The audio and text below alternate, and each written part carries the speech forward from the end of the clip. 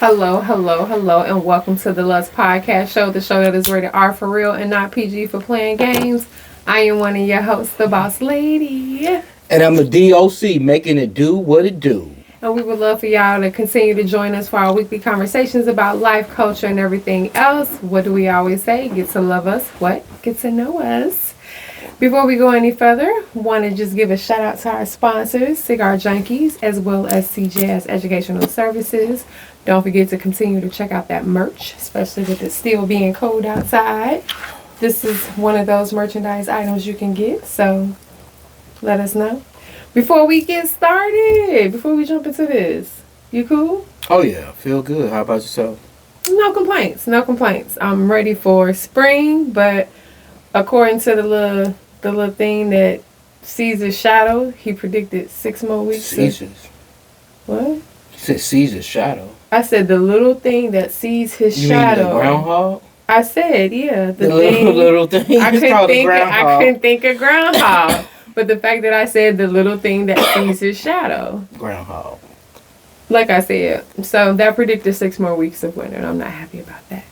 But I am happy to get started serving up this 3-course meal.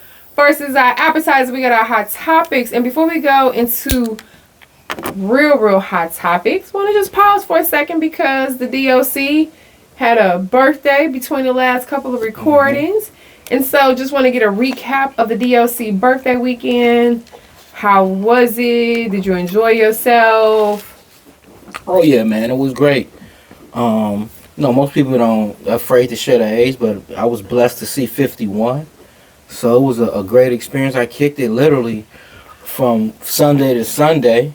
I only had one day off. That was that Monday, but started off with a private party on Saturday. Then Sunday, went into the day party at the Miller Cigar Bar. Took off Monday, Tuesday, went and saw a basketball game, college basketball game. Got to see my man Rick Pitino Wednesday. Back at the Cigar Bar with my man DJ Rodney Dark Knight. Thursday went up to the Buzz Box. Saw my girl Dime. Then went up to the Cigar Lounge. Kicked it. Friday, when I had an amazing lunch. That was my brother's birthday, so he would have turned 50, so we kicked it big for State Hall. And just kicked it downtown Chicago. Ended up the Redhead Piano Bar, one of our low-key honeycomb hideout spots. And then No, it's not a hideout spot anymore. No. We had a stayed at the Sable. The Sable is a hotel, for those of you who don't know, at the Navy Pier. So a lot of people don't know that the Navy Pier has a hotel there, but it's beautiful because you really get to see the entire skyline, as well as you have a room on the lake and at Navy Pier. So that was real cool to be able to do that. And then went to a good dinner, and then that was it. And then came back and we had an amazing party at the Cigar Lounge. So as you see it, I smoke cigars. That's what I do. I don't do the clubs and all that shit no more. I go do chill shit. You know what I'm saying? But that was it, man. I had a lot of people. Shout out to everybody that came out. We really kicked it, and then we ended it for the Super Bowl. You know, we met back up at the Cigar Bar again, and we kicked it for the Super Bowl. So shout out to everybody that came out. So many people that came out. But I appreciate all y'all, the love, the shout outs, the texts, the phone calls, the gifts. So I appreciate y'all. Shout out, love. And I appreciate you for curating all of that good shit. Cool. No doubt. No problem. I told you. It was good. Well, I'm glad you enjoyed. And speaking People of didn't wanna hear Super all that Bowl, people, you threw me off. Speaking of Super Bowl Sunday, I did want to pause for a second. Because I wanted to say, did you actually enjoy the actual game? Because to me, the game was kind of boring. Well, I predicted the Super Bowl. Well, I mean, we had predicted Seahawks were going to win. Most Super Bowls are boring. It was kind of boring, I'm not going to lie. I mean, most Super Bowls are boring because there's usually some sort of defensive sort of showdown where very rarely do you just get two teams airing it out. And, so, I mean, when I saw it was Seattle, the two quarterbacks, I mean, they're not superstar quarterbacks. So it was it was what it was supposed to be. So I picked the Seattle. that punk ass motherfucker Stephon Diggs, all he needed was 9 more yards. I would have killed him this year. You saw I would have killed him this year. I think a lot of people in the same boat. With all he needed was 9 more yards. I would have killed him on all my parlays, man. I got everything right. So, other than that, yeah. It was cool, though. It was a great week. Super Bowl was cool. We just got to wait till August now. Yeah, the game was kind of whack. I did predict Seahawks would win, but I thought it would be more exciting than that. I ain't gonna lie, I thought Patriots would have came out and actually played. For all y'all Patriots fans, shout out to my nigga Bebe. Hey, it was just crazy. But I'm not gonna lie, I paid attention to Super Bowl because I wanted to see the halftime show. Not gonna lie, I was interested in it. What do you think of that? I actually enjoyed the halftime show. Mm-hmm. I'll be honest with you, I enjoyed it. It gave me island vibes. It made me want to go back to a resort. It made me want to go to Puerto Rico, DR, somewhere. And the fact that he performed in Spanish, that did not bother me at all. I know there was a lot of people that said this should have been translation, should have been this, should have been that. Honestly, it was more powerful than just the music itself. The message was so much more powerful than the songs that he was singing or the dancing. I think I read something the next day that one of the congressmen that support Trump said that they wanted to launch an investigation because he was saying that it was almost gay pornography that the dude was showing during the halftime he was show. Twerking too much. Yeah, so I was just like, this is just crazy. Like, they don't see the cultural side of his performance, but I enjoyed it. Nonetheless, I enjoyed it. It just... I got a feeling you're about to come with some intricate answer. I had no problem with the Bad Bunny, him being picked, his performance. I thought his performance was like a 5 out of 6, 5 or 6 on a 10. Well, it was alright compared to all of the other Super Bowl performances I've seen. But that's not because I had an issue with it. I'm just judging the performance. But it was cool nonetheless. I like the fact that he represented the entire Caribbean, diaspora, or what have you. I got to see all of that. My thing is, if you've traveled, especially to Latin America, the Caribbean, Spanish-speaking country, you had an appreciation for that. So we've been to Puerto Rico a couple times. Our daughter's been to Puerto Rico. So it was perfectly fine. We've been to Dominican. We've been to a lot of those different countries, Spanish-speaking countries. So I didn't have any issue, but the performance was all right. But my issue I thought it was 5 out of 6. I mean, it wasn't. What was the pyrotechnics? What was all the other special fireworks? Hold on, damn. Can I have my opinion? Don't attack me for my opinion. I'm not. You are. My opinion. You can lower your tone. Well, no. For one, you line stepping. Let me finish my point. I let you say all what you wanted to say. So you get 5 out of 6. I gave it a 5 out of 6. That's what I thought. Because I'm comparing it to Prince. I'm comparing it to Michael Jackson. I'm comparing it to Kendrick Lamar, to Dr. Dre, Snoop, to Beyonce twice. Those are the people I'm comparing. Prince in the Rain? That nigga ain't getting no 9 out of 10. Prince got a 10 out of 10. Michael Jackson, 10 out of 10. We know that. So anyway, my issue with it is that I think it was just really sad to see people hating on it just for the simple fact that it wasn't American white English. That was just so fucking ignorant. Of course, a lot of white people came out, but it was the black folks that came out too against it that I had an issue with it. I mean, it's just crazy because a lot of people don't like rap, but they embrace rap. So it's just crazy to me. Anyway, I'd say this. My last thing I have to say about this is that. And I saw this, somebody else said this. A lot of y'all don't even understand what normal English-speaking rappers are saying half the time, let alone you saying you didn't understand the thing. I just like the fact that it went from different scenes, especially when you learned that the couple that was in the scene were actually a real couple that actually got married at the Super Bowl. So the fact that just the scenery changed up. I like Lady Gaga, so I like the fact that she came out and sung the one song with him. So I just thought it was different, the different scenery. Like he went from card games, dominoes, because in their culture, the dominoes is real big. So I liked it. I think I would give it a 7 to 8 out of 10. So, which leads us to our entree. Talking about entertainment. Been seeing a lot of stuff about entertainment. and been reading some stuff about some entertainment. So I just got a few questions I wanted the DLC to help me answer about entertainment. And since we was already talking about the Super Bowl halftime shows, Excuse me. do we can still consider that to be art, or is it becoming too much? Is it becoming too much for just to be a Super Bowl No, show? it's still art. It's just commercialized art. So it's just commercialized art, meaning that typically, this is the other thing. Bad Bunny wouldn't have got picked if he's not part of the machine. So just like you could say that with Kendrick, all those niggas are part of the machine. So it's commercialized art to a degree. You got to remember that they're gonna let those people do what they want to a degree, because it's still controlled by Alpha Music, Pepsi, I believe, the NFL. So they're not going to let an artist do something that will completely taint their image or damage their brand. So that's what I mean by commercialized art. Okay. Are the performances getting more controversial? No. I think what's happening is that white people were just showing the racism and xenophobia. That's it. That's what's happening. Not more controversial. I agree. I don't see anything controversial. Even when I'm about to go back to something. Even when Janet Jackson titty popped out, I didn't think that was so controversial. It was like it was an accident. Titty popped out.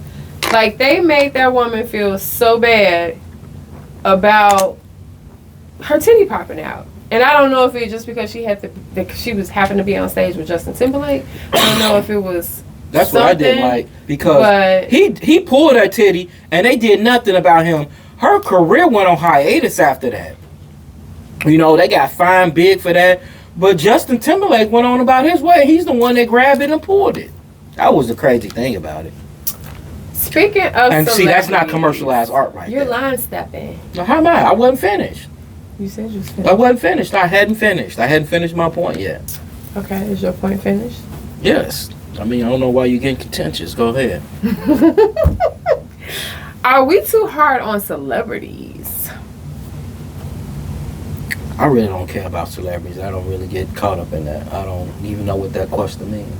It means exactly what it says. Are we too hard on celebrities? Meaning, us people, when we think about celebrities, and I know there's some people who judge celebrities as if they know them personally, as if celebrities are part of their family, and I just always be amazed at the mystery behind celebrity, because it's like at the end of the day, they're still human.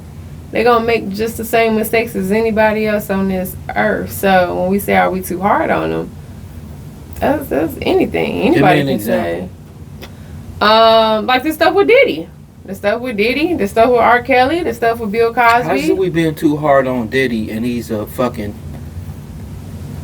asshole, piece of shit? How we being too hard on R. Kelly? He's a pedophile. Well, like when celebrities break up, people be hard on the people who break up. Or like sport athletes, when they get in trouble, do we be too hard on them?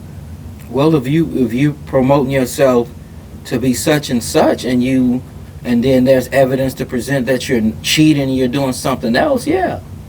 You've sold an image or a brand that you're not living up to. So I don't really get it.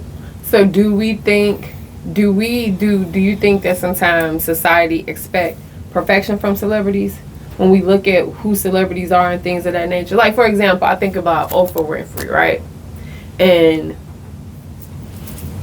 she's supposed to be perfect. She's supposed to do everything this, do everything that. So something happens, it's like, oh my God. But it's like, who said she was perfect to begin with? So do you think, not we, but just I'm talking about society. I think society is fucking, I was about to say the R word, but I think they're just stupid. They're gullible. I don't get caught up into celebrity watching and gossip and I could care less about those people. That's cool, but it's a whole market out there. Well, they do. That's them. But you ask me the question, and I don't really know. I'm not surprised when celebrities do stuff, because as you just stated earlier, they're human. So they gonna do what humans do, and that's make mistakes. So. True. So when these celebrities do things, do public figures deserve a second chance? To a certain extent? Yeah, if everybody else is getting a second chance. But there's some things, once again, you can't come back from. Can't come back from murder. You can't come back from crimes against a woman or a kid. So there's certain things you can't come back from. So, no, I don't believe in blanket second chances for anybody. There's some things you can't come back from. So, and you just have to deal with them and navigate life as it presents itself. So, what actors or actresses do you think out here that done something that they can't come back from? I just told you. Well, we know Diddy, but we know that's a classic. Diddy. Okay, Kelly. Do you think Bill Cosby? Do you think he could ever come back from all that stuff that happened with him? They say he used drugs. He said he did it. He said it was consensual. Or like somebody like Tiger Woods, can he come back from all that stuff that happened with him? And yeah, that's an issue between him and his wife. So why wouldn't he? They made that so public. You can make a movie out of that. Yeah, I mean that's people's public business. You can make a whole movie out of that. Yeah, that's like a person, just some basic celebrity gets caught for DUI, drunken and driving. You can't come back from that, but I do have an issue because niggas that drive drunk kill people, and that shit is real. So you got to be careful. But yes, I will give you a second chance as long as you're doing the things that are necessary to address whatever issue you have. Okay, that's fair. Yeah, that would be an example of that. I think that's fair. Using drugs would be an example of that. If R. Kelly ever get out, but some things, can he start over? Yes, if R. Kelly was to get out right now, I think he can. He would sell out a concert. He would sell out his entire tour. He once again, you alluded to, there are some people who have not fans, but they're fanatics. Yeah. And no matter what, oh yeah, they're gonna always show up. And I guarantee you, in the United States, R. Kelly's got, and we know just in Chicago, people love R. Kelly's music. True.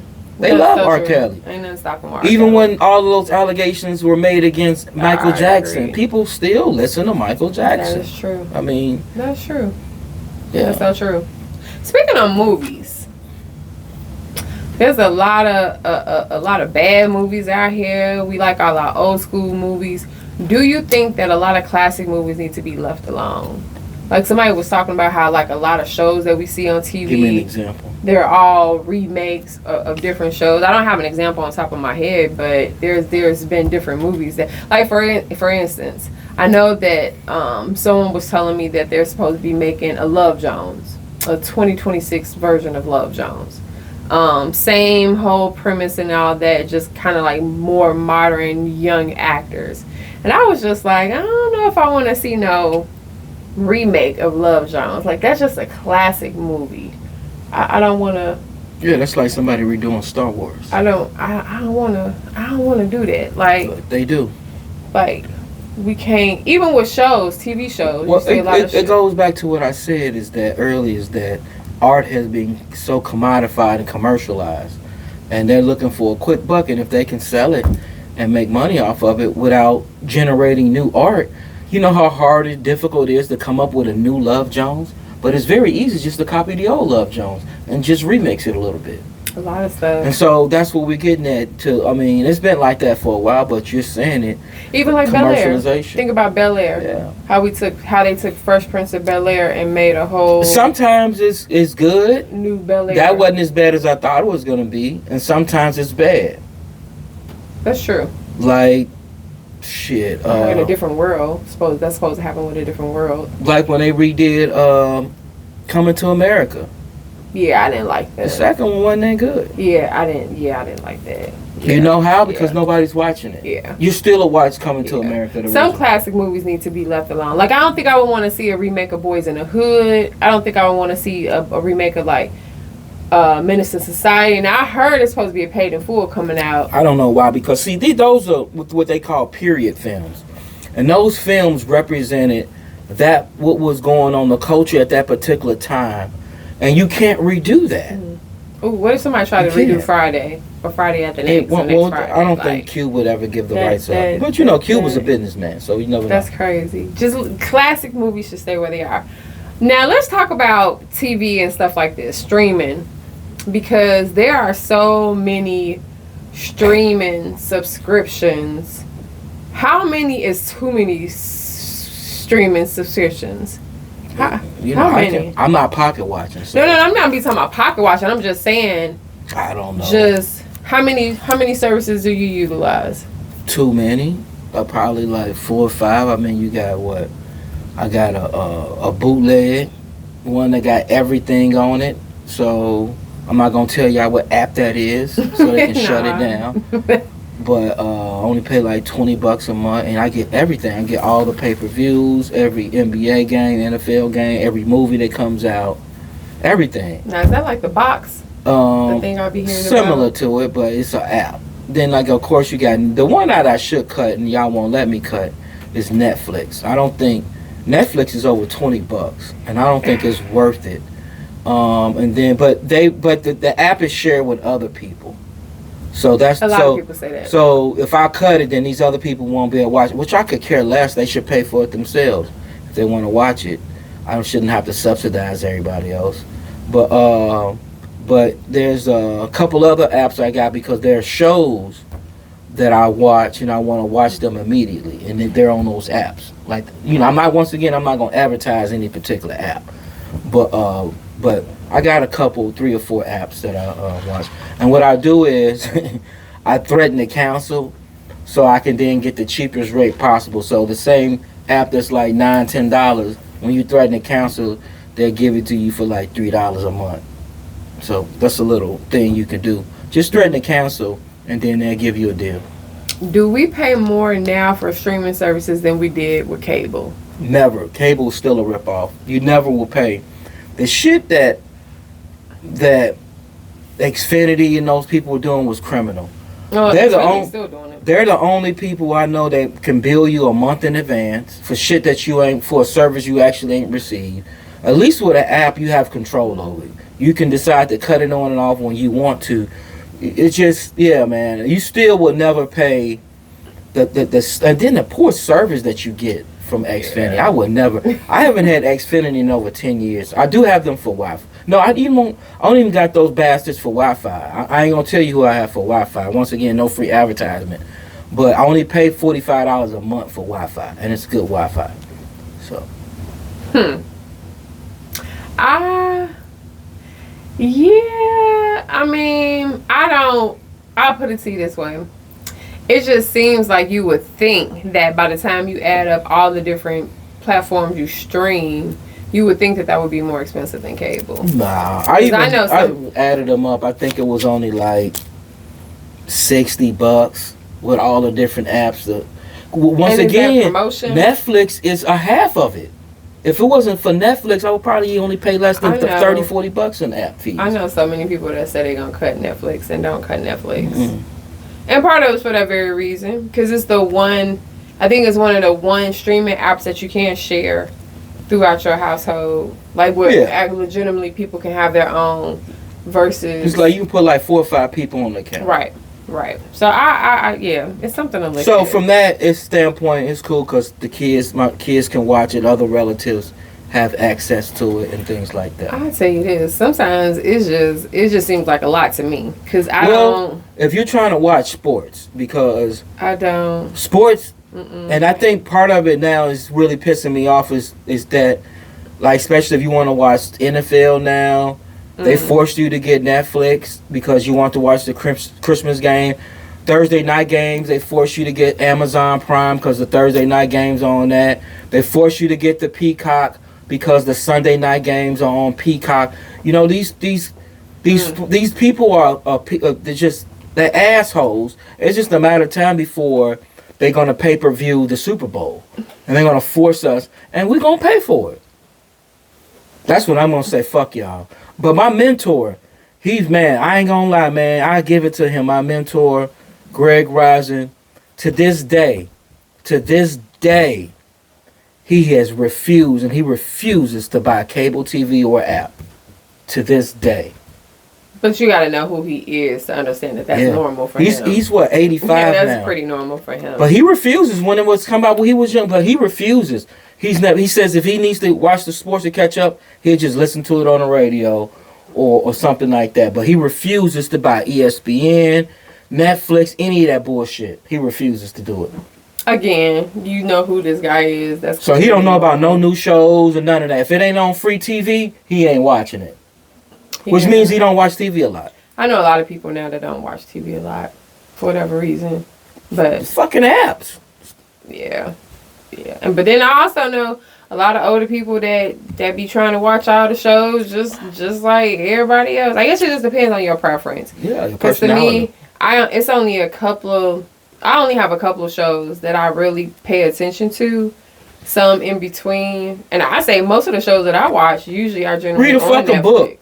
We got books right here. Get the Gangster and the Gentleman, the realest shit I ever wrote. There you go. Read more. Cool. Cool. Clout chasing, is that ruining creativity when we think about entertainment? And we think about people, celebrities, non-celebrities, just people in general. What do you mean? Is clout chasing ruining creativity? Give me an example. Why do I always have to give you an example? I feel like I'm a teacher in the classroom. What you mean? I'm asking you. You're the moderator. Why you getting? I'm asking you to clarify. You got these canned questions, and I'm asking you. Clout chasing. We know what clout chasing is, and we know what creativity is. Well, I don't have an answer to that. I really don't know. Well, I think it does. I think it does because I think people end up doing things just to be seen, and so it takes the creativity out of doing things. So now people don't really pay attention to that part. They just pay attention to how many likes they're going to get, how many views they're going to get, what they look like as they're doing it. Social media hoes. Not being genuine, not being original, because they think that's what people want to see, because they're chasing this clout of fame, this clout of likes, this I want to be seen, I want to be heard, I want to get complimented at all times. So I do think that it is ruining creativity. And I think that affects entertainment. Because I think that's why entertainment looks so different now. But then why is it so popular? Because people still like clout chasing. Because still the stuff that the attention that people do get off clout chasing, if you are a attention whore, if that's just something that interests you, you want that feeling of people seeing you and stuff. So you're going to continue to do it. It's going to always be popular.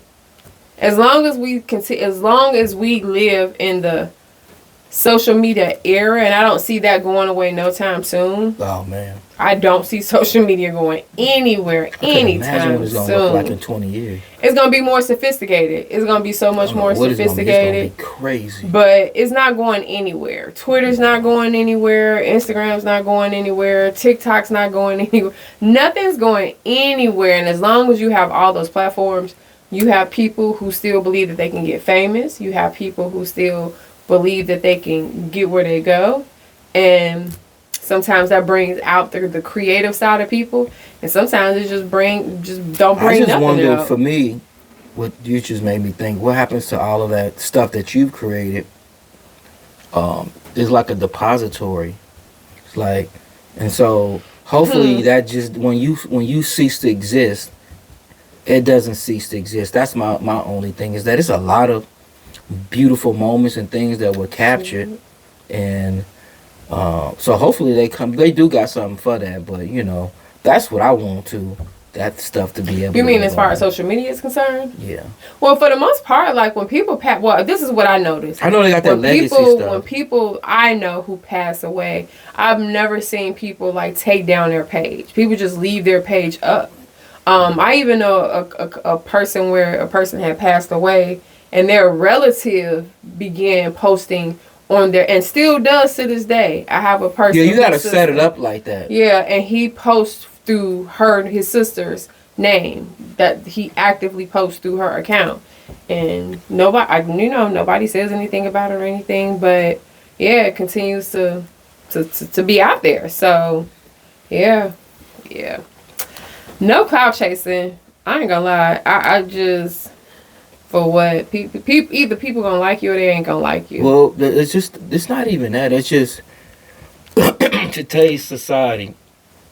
People you alluded to earlier, they're chasing celebrity, and they're chasing money, And people will literally do anything for that. Like they will do anything. Like they will they will fuck a goat on live TV if that will give them likes and they get $1 million.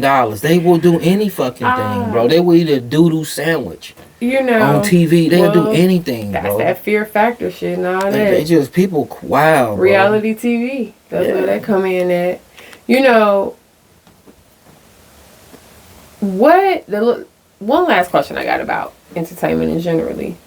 What makes a person a celebrity now? Back then, in the old days, like if you was considered a celebrity, that means you were really a movie star. You were really an actress. You were really a singer. Now, I ain't gonna lie, when we was at the family picnic and remember when your niece seen the little girl who be the person off of social media, and she was like, "Oh my God, that's her.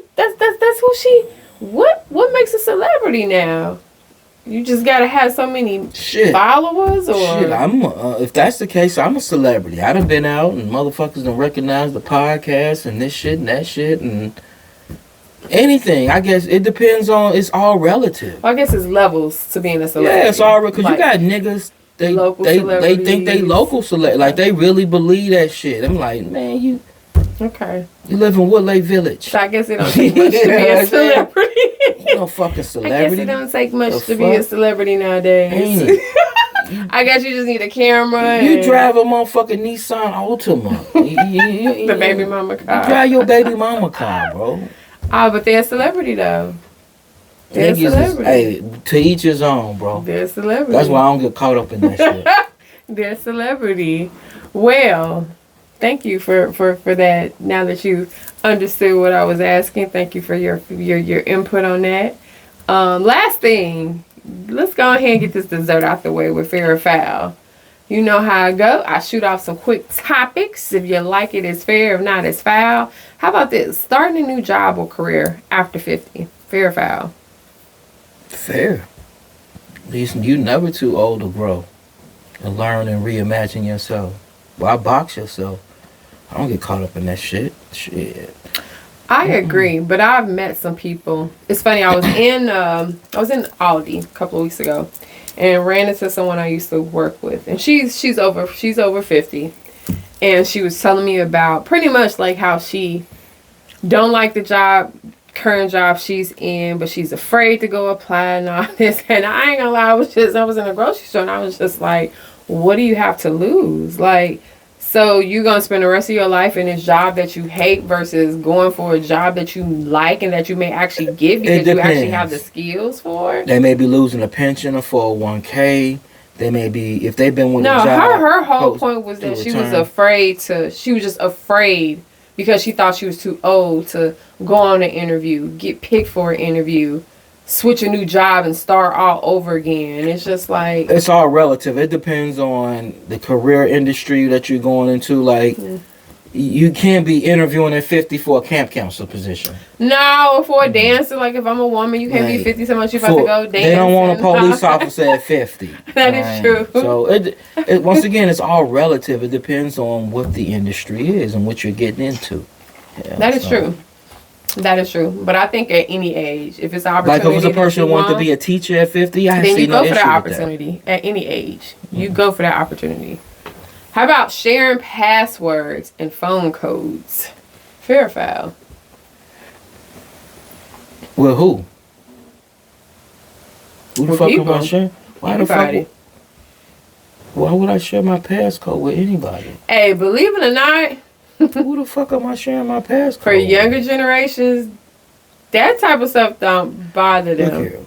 They be sharing phone codes, location, all type of stuff. I'm not sharing my phone. I don't have your passwords. Like, not readily available. I'm sure if I needed them, there's a mechanism that we already have in place where we can retrieve those things if we needed to. Like, that's what married couples do. But if she even wasn't married to me, she was just my live-in girlfriend, there's no reason why I would need the password. Maybe to our laptop if we're using a joint laptop to get on this. That's not the only thing we do know to. But why the fuck do I need your email password? Why do I need your banking password? Why do I need the code to your phone? I don't do that. I've told that before. I don't have my wife's location. I don't have the boss lady's location. Well, that was my we next don't share one. It. I don't Sharing your location with no, your partner. we've talked about this. I think that is to me. I think it's a couple things. I think it's a control issue, being possessive, and I think it's a what's the word that I'm looking for? A trust, an insecure issue. And see, this is the other thing too, and I'm dating myself too. The other thing is that we grew up and dated in a time where we didn't have cell phones. Or So tractors. we're that first generation. We came from beepers, pages to cell phones. So you couldn't. So we would dated each other. Well, you couldn't track. I wouldn't see her until later that evening. She said, "Hey, this is where I'm gonna be at." All right, cool. So I will meet her there. I couldn't track like, "Hey, what was you? You actually stopped?" Like I don't get. And then this is the other thing. I hate the goofy niggas that say, "Oh yeah, I share with this person. You never know what can happen," and that never happens. What the fuck gonna happen besides something happen and they calling 911 and you meeting them at the hospital or the police station? That's the only two places where it's gonna happen. I don't ever get a nigga to act like, oh, they got the location like this nigga about to go put on his Batman or Superman suit and he about to go save this motherfucker. Sit y'all goofy asses down. You're just being possessive, controlling, and insecure, and you have trust issues. That's what I stand on that. There's no need for, I don't even track my motherfucking kids. What the fuck am I gonna do with tracking Layla, my daughter way down in college and my son way down where he living at? What the fuck am I gonna do? Oh yeah, you was out last night? They grown. But you have their location though, so I don't, and I never check. That's still good. I don't. I've never checked. The only time I check is when my daughter is traveling on the highway. That's it. To make sure that she has no problems. Yeah. That's it. I think it's just for me, it's just a verbal sharing. Meaning, I'm just telling you where I'm going. You know my location that way. I couldn't imagine that a person's got your location and you forgot to turn it off and you out somewhere and you just happen to go to a strip club. And they Why be would like, your spouse know that you're going to a strip club though? Some people, that's what I'm getting at. Teach everybody, a boss lady, everybody's spouse don't know certain things. It's not even spouse. It could be sharing it with your kids. And they be like, why was you there? What was you at 3 a.m? Like, why y'all? I don't understand why people need that. That's crazy because I know a lot of parents that share their location with their kids. That's crazy to me. I know quite a few parents that. And then you wonder why the kids is always a step above. They've already learned your routine and shit. Like, that's crazy to me. Yeah. Right now, I can think of 5 different parents that I know that actively share their locations. And you know why they do it? And you know why they be on their kids? It's not because of safety, because they don't trust their kids to do whatever it is and I don't got time for that. I just don't have time for it. Me personally. So that's interesting. Yeah, it is. How about talking to other people about your relationship? And that could be friends, that could be family, that could be Everybody whatever. talks to somebody about their relationships. Who would you say you shouldn't talk to? That's the issue. Social media. The general fucking public. People who don't know you and your partner. That's who. And then you have to be guarded with that. You have to be guarded with that shit. So you should be able to count them people on one hand. Everybody should not know your business, if anybody. There's certain things that people should know. That's true. So I hate when motherfuckers share their personal relationship shit on that social media. You motherfuckers actually be soliciting advice from motherfuckers on. It is one of the people solicit financial advice from. It is just, and I'm talking about from motherfuckers that just don't got no knowledge on that. It's different if you're in a financial group and these motherfuckers are CPAs, accountants, and that's financial. I would hope you would know. But I'm talking about the just general public. Motherfuckers just put a general thing about. I'm like, are y'all really serious? Well, I hope you can differentiate what's a good comment or what's a... No, people don't teach you. Smart comment. You know they don't, because it's for fucking idiots. You know they don't. How about last one? You wouldn't be a special ed teacher if they did. Last one partner paying for everything. Is that fair or foul? When you say everything, what do you mean everything? Again, everything. Like you may be paying the bills. When y'all go out, you're paying to go out. You're paying everything. Oh, that's idiot. That's idiot. That's stupid. Unless you're a multi-millionaire, billionaire, even then that other person will want to contribute in some fashion. Because again, I know people in relationships where literally the one person like pays everything. Oh, and you know like what? The woman may contribute like maybe just towards the rent, but then outside of that, so let's just talk everything about else. let's talk about like regular. Okay, so let's just talk about regular people. Regular people. There's no way that you can survive. That relationship is going to survive if that person, and it's usually going to be the male, is paying everything, because at some point there's going to be a level of resentment that develops, and then you're going to wonder why he's treating you a certain type of way, because now he holds the power because he's paying for everything. I ain't going to eat there. I'm paying for it. We eating here. I ain't going there. I'm paying for it. We going here. So those sorts of things come into play. So it's no when a person is paying 100%, there's no equity or equality in that relationship. I'm just saying, at least in my matter. I don't think not 100%. The person's got to want to contribute something. I agree. Yeah, something. I agree. We talking about regular people. We ain't talking about upper class people who can afford to have their spouse stay at home. We talking about regular people where everybody's got to work in order for this. And that's the other thing with a relationship is that, and you have to have everybody contributing. People, I think the problem that people fuck up with relationship is that they don't look at it like a small business. Well, you may have a couple that has 50, 60 grand a piece coming in, $120,000 a year. That's a small business, and you need to treat it as such. And that's what I think people don't do. You don't know what this person doing, this person don't want. They do. We just come and meet up when we need to pay on some shit. But we're really not collaborating. We don't have a vision to grow together and develop together. That's how you get financial freedom and able to do things, when everybody's on the same accord. Cool. Well, appreciate you for that. With that being said, that is all I have to say. Gonna throw these deuces in the air and hope y'all keep hitting that subscribe button and hope y'all keep enjoying life. That's what I want y'all to do. I really want people to hit the subscribe button. We have a lot of views, but I want y'all to hit that subscribe. Hit that subscribe button. Don't just like it. Don't just watch it. Hit that subscribe. Peace out. We love y'all. YOLO.